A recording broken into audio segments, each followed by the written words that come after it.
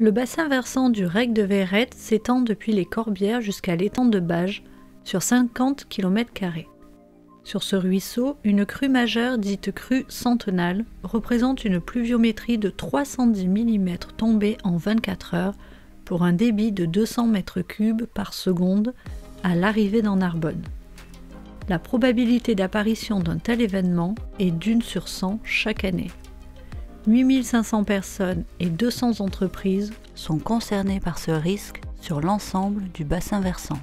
En l'état actuel, le couloir endigué du Rec de Veyrette, qui traverse l'espace de Liberté à Narbonne, a une capacité d'évacuation de 40 m³ par seconde et ne peut donc pas faire face à une crue centenale. Cela impliquerait des dégâts majeurs dans ce quartier habité. Face à ce constat, 25 scénarios ont été étudiés pour trouver une solution de protection. Ils sont basés sur deux principes simples. Augmenter la capacité de rétention sur l'amont du bassin versant et améliorer la capacité d'évacuation en aval. 3 zones de rétention existent déjà. La zone d'Aussière, l'ancien étang de Montredon et l'ouvrage écrêteur de Cap-de-Pla. La zone d'Aussière, créée par le barrage que forme le remblai de l'A61, est déjà optimisée. En outre, située très en amont du bassin versant, elle n'intercepte qu'une faible partie des écoulements du Rec de Veyrette. Un nouvel aménagement n'amènerait pas de bénéfices. L'étang de Montredon constitue la plus grande zone de rétention naturelle avec 3 millions de mètres cubes, mais il capte uniquement les eaux provenant des affluents du Rec de Veyrette et ne permet pas d'agir directement sur ce dernier. Un aménagement ne serait donc pas non plus efficace ici.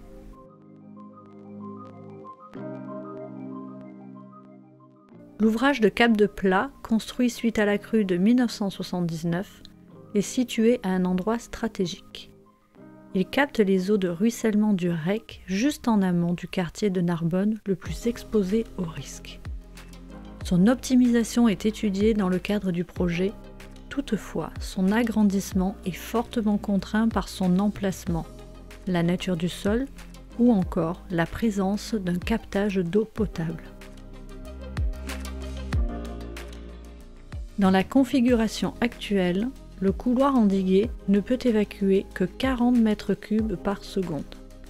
Il doit donc être aménagé pour absorber le débit provenant de l'amont du bassin versant. Pour évacuer la totalité de 200 m³ par seconde d'une crue centenale, il faudrait multiplier par 5 la capacité actuelle du couloir au droit de Narbonne. Plusieurs scénarios ont été étudiés. L'élargir nécessiterait de passer de 7 mètres à 28 mètres de largeur au fond. Le couloir endigué traversant la zone urbaine de Narbonne, cela impliquerait la reprise de nombreux ouvrages d'art, ainsi que le dévoiement de certaines routes, impliquant un coût financier dépassant les 50 millions d'euros.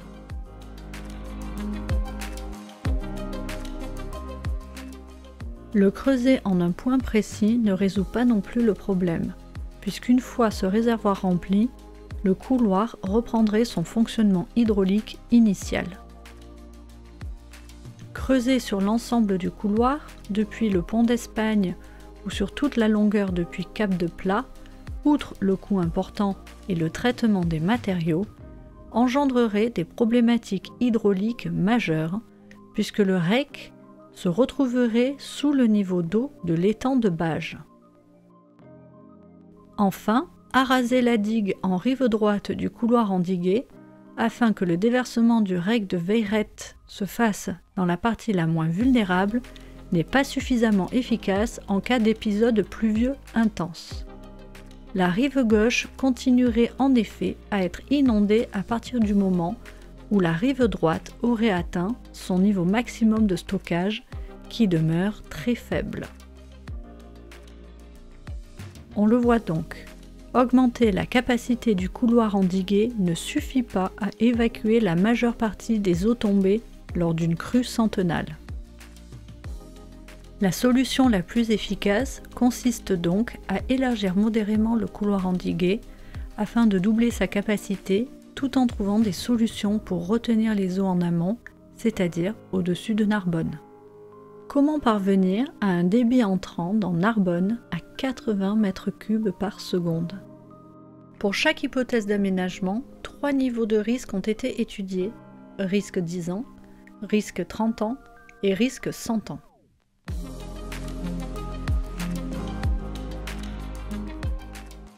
L'étude de la topographie du bassin versant a mis en évidence 2 zones propices à la rétention. La zone dite de la plaine, en amont de la zone d'activité de Montredon des Corbières, et la zone dite de Bagatelle à Narbonne. Concernant la zone dite de la plaine, il a été étudié la mise en place de 3 ouvrages de taille réduite, répartis entre la zone des Gourgues à l'aval de l'A61 et à l'amont de la zone d'activité de Montredon. Ces 3 ouvrages combinés auraient une certaine efficacité contre les crues mineures, mais ne protégeraient pas Montredon et Narbonne contre une crue centenale. Cette solution créerait 3 zones inondables. La route départementale 613 devrait être déviée sur près de 3 km. Elle engendrerait donc des impacts fonciers et environnementaux importants pour une efficacité très réduite. L'étude du relief a révélé que la création d'un seul ouvrage, plus grand, en amont de la zone d'activité de Montredon, permet de capter une plus grande partie du bassin versant. Même au niveau le plus fort, c'est-à-dire en cas de crue centenale, le débit du REC serait réduit de 70% tout en limitant la zone inondée. 3 scénarios ont été étudiés concernant le dévoiement de la route départementale 613. Il apparaît que pour un unique ouvrage, un dévoiement de 2 km au lieu de 3 suffit, tout en protégeant la zone d'activité de Montredon des Corbières et en limitant l'impact foncier.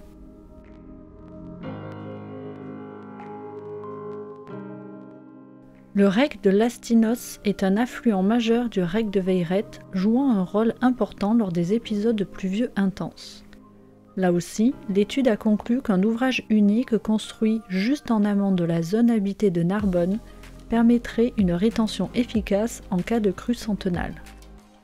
L'étude des impacts sur les voies routières a permis de trouver une solution impliquant le dévoiement de 2 chemins communaux. Grâce à ces 2 ouvrages écrêteurs de crues, on augmente la capacité des zones de rétention actuelles sur le bassin versant. On atteint ainsi notre objectif: réduire le débit entrant dans le couloir endigué de Narbonne à 80 mètres cubes par seconde et ainsi évacuer le flux provoqué par une crue centenale sans débordement dans la zone urbaine. Aucun aménagement unique n'apporte à lui seul de réponse globale et satisfaisante. C'est donc dans le croisement des solutions techniques que réside la meilleure réponse aux défis représentés par une crue centenale sur le rec de Veyrette. 25 scénarios ont été étudiés.